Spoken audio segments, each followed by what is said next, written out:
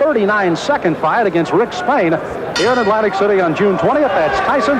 Tyson in the white with the red stripe, solid red trunks. With the white stripe will be John Alderson.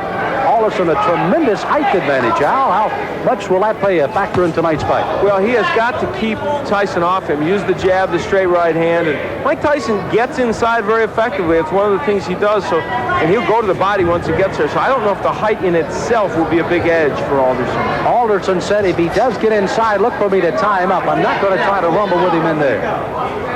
I don't blame him. So Frank Cappuccino will have a busy night tonight, and this six-rounder may not last very long with the kind of shots there. A left hook right to the face that time of Alderson.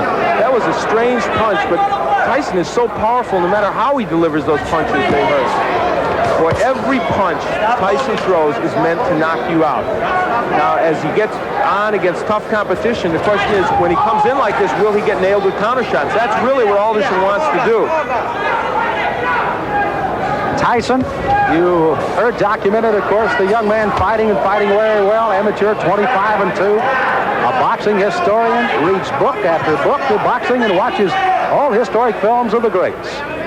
He's got an edge. His manager, Jimmy Jacobs, has the largest fight film collection in the world, so he can look at all those. He does look at all the former heavyweight champs, and of course, he's a long way from being that, but he's such raw talent at his age, you can't help but think about it. How much pressure and how much can a 19-year-old take putting the pressure on to be the youngest champion in the world? Well, of course, that's them talking. That's Customato and Tyson making these bold predictions, and they put pressure on themselves. Now, Tyson switches to southpaw. I haven't seen him do that before. Interesting. Lands with the lead left. Alderson is already bleeding from the nose, and I think that was from the very first left hand. Tyson, you can see almost like a bull as he just chases Alderson around the ring. Big John said he had to get off first tonight. He has got to use those long arms to his advantage. He has not been able to do so far in round one. You know, when Tyson switches to southpaw, I think that's the clue for Alderson with that long reach and height to throw the straight right hand. I would just let that punch go.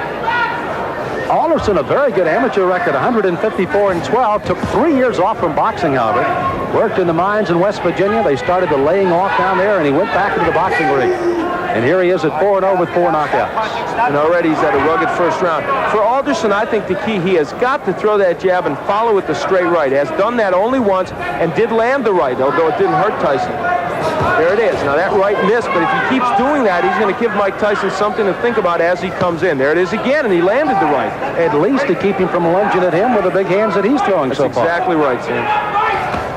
So the closing seconds of round number one. Mike Tyson, the shorter of the two, against Big John Alderson. Mike Tyson delivers punches often in a very awkward fashion. Look at this left hand. That was a jab, but boy, he was off balance when he threw it. Still had a lot of power against Alderson. This is round number two of a scheduled six-rounder heavyweights. Mike Tyson in the white trunks, Big John Alderson in the red. Alderson hailing from Cabin Creek, West Virginia, the home of the great basketball player, former Los Angeles Laker Jerry West. Alderson, as a matter of fact, plays basketball and softball just to stay in shape right now. I'd take him as the center of my ball club. Yeah, I think so.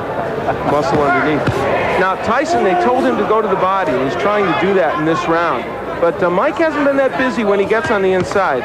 Good uppercut by Tyson. Alderson, you saw there, tried to lead in with a left jab and a right hand, but left himself wide open for the ducking Mike Tyson as he went right underneath. Mike Tyson doesn't wear any socks. I don't remember seeing a fighter in a long time that doesn't wear any socks. Or if he does, they're so short they don't even peek out over his shoes. I don't know what that's apropos of. It's the first time I've ever seen it, and it's kind of odd. Now there's the right. Oh, good countering right hand, and that stunned Alderman. He backs up another right hand, a combination by Tyson, and he goes on the attack. On the inside, Tyson is just ferocious. He throws those good, short, quick punches. The longest fight Tyson has ever been in has been a 4-rounder. He got a knockout there. His other 3 fights were first-round knockouts. Didn't help, and I guess is the only man, and this one may not go much longer, as a crushing right hand sends Alderson down. He's got a terrible cut over the left eye already. Frank Cappuccino right down in his face. He's going to make the count at 8. But that cut just on the outside of the left eye starts to ooze some blood now, and Tyson goes right back in on top of it. Tyson trying for his 5th straight knockout. Alderson weary on his feet, ready to go at any time. He's just trying to survive now. He's got to throw something out, though. He's laying in with Tyson. Frank may stop this fight. Ruling that as a slip, not a knockdown. Alderson peeking in over that swelling left eye.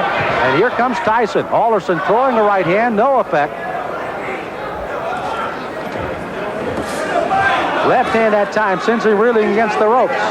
He's almost virtually out on his feet right now, 29 years of age. Again, as I pointed out at the top of the show, that in itself could prove to be some difference in this fight, if nothing else. You know, Tyson looked at Cappuccino a moment ago as if, do you want to stop this?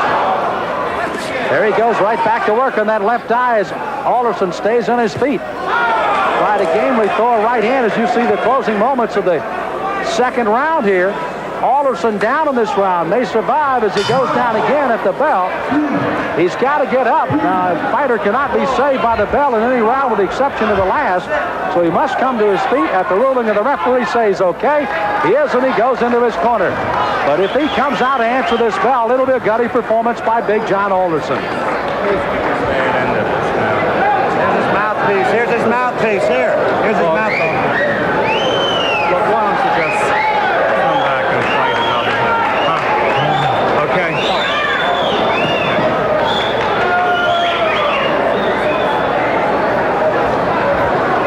So you heard the suggestion of the doctors leaning in. Why don't you just come back and fight another day? Frank Cappuccino has not given us a word yet that this one is over, but he may very shortly here. John, Church is out. The fight's over. The fight is over, rather interestingly put by Frank Cappuccino, as this one ends officially a TKO in the second round by Mike Tyson. So Tyson goes 5-0 with all 5 knockouts, and it was a devastating second round that proved to be the difference. Those short right hands. Now, what happened is Alderman tried to throw the right hand continually, but what happened was Tyson learned how to counter it with his own right. And there's a good straight right hand by Mike Tyson. That sent Alderson down, and that was the first knockdown, I believe. And there's a happy Mike Tyson. You know, Al, you almost, as you pointed out,